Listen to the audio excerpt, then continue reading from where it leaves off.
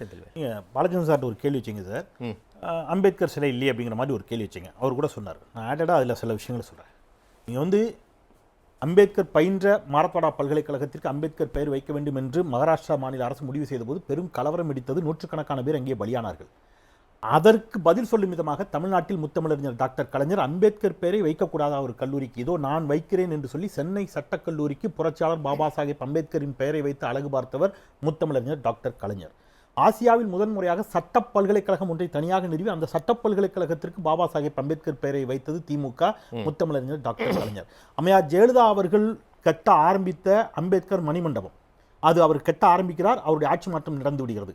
அவர் ஆரம்பித்தது என்றவால் நிறுத்தவில்லை. அம்பேத்கர் மணிமண்டபத்தை முழுமையாக கட்டி முடித்து அதை திறந்து வைத்தவர் முத்தமிழறிஞர் டாக்டர் கலைஞர்.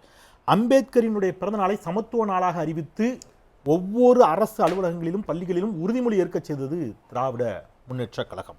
அம்பேத்கர் பெயரில் ஒரு அயலக கல்வி உதவித்தொகை திட்டத்தை முதன்முறையாக அறிமுகப்படுத்தி பட்டியல் சமூக மாணவர்கள் வெளிநாடுகளில் இருக்கக்கூடிய மிகப்பெரிய பல்கலைக்கழகங்களில் பயில்வதற்கு ஏற்பாடு செய்து கடந்த ஆட்சியில் 400க்கும் மேற்பட்டவர்கள் ஒவ்வொரு ஆண்டு வெளிநாடுகளில் படித்தார்கள். ஆனால் இன்றைக்கு இந்த அரசு வந்த பிறகு 2 நாளாக எல்லா செய்தியிலும் நீங்கள் பார்த்துருப்பீங்க, அந்த மாணவர்கள் கண்ணீரோடு பேசுகிறார்கள்.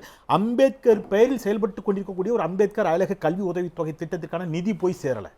அந்த மாணவர்கள் இன்றைக்கு கல்வி பயில முடியாமல் தவித்து கொண்டிருக்கிறார்கள். நீங்கள் தோழர் பேசுகின்ற பொழுது சொன்னார், அண்ணன் திருமா கூட சொன்னார், சாதிய சிக்கல் என்பது ஏதோ ஒரு ஆட்சிக்கு சொந்தமானதில் பல்லாயிரம் ஆண்டு கால சிக்கல்ங்கிற. Yes, I agree with that. ஆனால் எல்லாரையும் பொதுமைப்படுத்தல ஒரு சில சிறுத்தைகள், ஒரு சில விசிக நிர்வாகிகள் என்ன பேசினாங்க கடந்த ஆட்சி காலத்தில், கொடியேற்ற முடியாமல் போனது. திமுக அரசு தலித் விரோத அரசுன்னு பகிரங்கமாக குற்றம் சாட்டினாங்க, மீடியாக்களில் பேசினாங்க, பதிவுகள் இருக்குது. இன்றைக்கு அண்ணன் திருமா அவர்கள் போய் திறக்க போகிறாரு ஒரு அம்பேத்கர் சிலையை, திறக்க முடியாமல் திருப்பி அனுப்புகிறாங்க. அதில் எந்த கட்சி, இந்த கட்சி, அந்த கட்சி இல்லை, எல்லா கட்சிக்கும் எந்த கட்சியாக இருந்தாலும் அது கண்டிக்கத்தக்கது. இப்போ எங்கே பிரச்சனை வருது, நீங்கள் தலித் விரோத அரசா தாவேக்காவை யாருமே பேசலை. இன்னொரு அம்பேத்கர் சிலையை திறக்க முடியாமல் அடிதடி நடக்குது.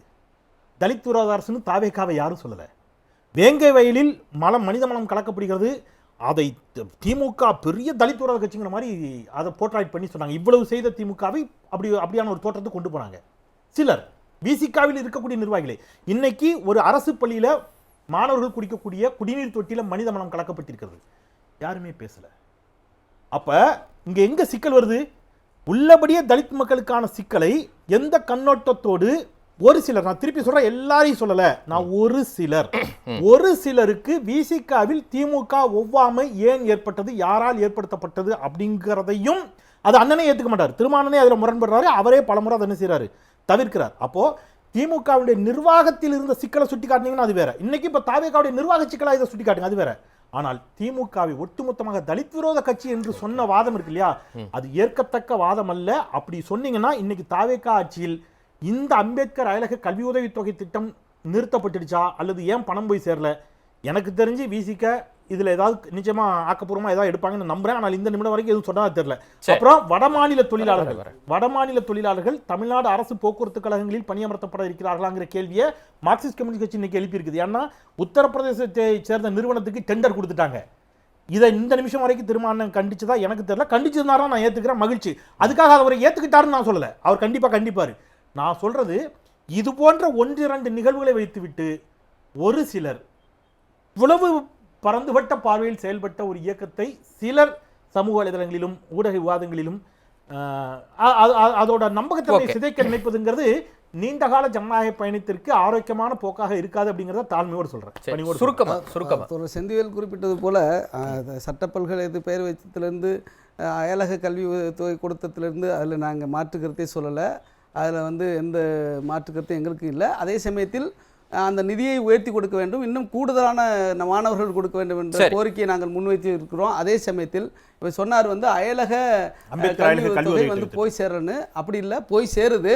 ஆனால் யூகேல, அதாவது இங்கிலாந்து நாட்டில் இருக்கிற பல்கலைக்கழகம் ஒன்றிய அரசனுடைய நிதியை தான் ஏற்றுப்போம், தமிழ்நாடு அரசினுடைய நிதியை ஏற்றுக்க மாட்டோம்னு சொல்கிறாங்க. அதுதான் ஒரு பிரச்சனை போயிட்டு இருக்க ஒழிய நிதி கொடுக்கலைங்கிறது அது கருத்து அல்ல. ஒரு இது. அதே சமயத்தில் யாரும் திமுகவை தலித் விரோத கட்சின்னு முத்திர குத்தலை. அதாவது என்ன நிலைப்பாடுகளில் நாங்கள் விமர்சிச்சிருக்கிறோம். எங்கள் தலைவரே கூட வேங்கவேல் தோழர் சுத்தி காட்டினாரு. இல்ல, நேரம் இல்ல. மக்கள் வந்து சாதியா நடந்துக்கிறது இல்ல, Right. ஆனால் பாதிக்கப்பட்டவர்களே குற்றவாளிகள் என்று சொன்னது திமுக அரசு. அதை எப்படி ஏற்க முடியும்? ரைட், அந்த இடத்துல மாறுபடுறீங்க. சரி காமிஷ் நிறைவா. இல்ல அது தொடர்பாக இந்த 5 சரி, ஆண்டுல okay, okay, உண்மையான குற்றவாளி அவங்க கண்டுபிடிச்சாங்கன்னு வைங்க, நான் சேலஞ்ச் பண்றேன். சரி நான் சேலஞ்ச் பண்றேன். இப்ப நீங்க அமைச்சரவையில் இருக்கீங்க, நீங்க ஆளுங்கட்சியா இருக்கீங்க, வேங்கவேல் விவகாரத்துல உண்மையான குற்றவாளிகளை குற்றவாளிகளை அழைத்து விசாரிக்கவே இல்லை. தோழர் நம்ம 2 பேரும் ஒரே போட்ல தான் பயணிக்கிறோம். சட்டம் இல்ல. உண்மையான குற்றவாளிகள் யாரேனும் இருப்பார்கள் என்றால் இந்த 5 ஆண்டில் 5 வருஷம் கழிச்சு நீங்க என்ன ரஜினிகாந்த் கூப்பிடுங்க, இதுல வேற யாரேனும் அரெஸ்ட் பண்ணப்பட்டு இவர்தான் உண்மையான குற்றவாளி என்று தாவேக அரசு திமுக ஆட்சியில் அரஸ்ட் பண்ணல. சரி, நன்றி. ஓகே, திமுக தேர்தல் தோத்துச்சு. இன்னைக்கு நீங்க அரசியலே பக்கம் வைத்திருக்கீங்க. அதுதான் கேள்வி. இந்த 3 மாசத்துல வேங்கவேல் ஓகே, போதும் நேரம் இல்ல.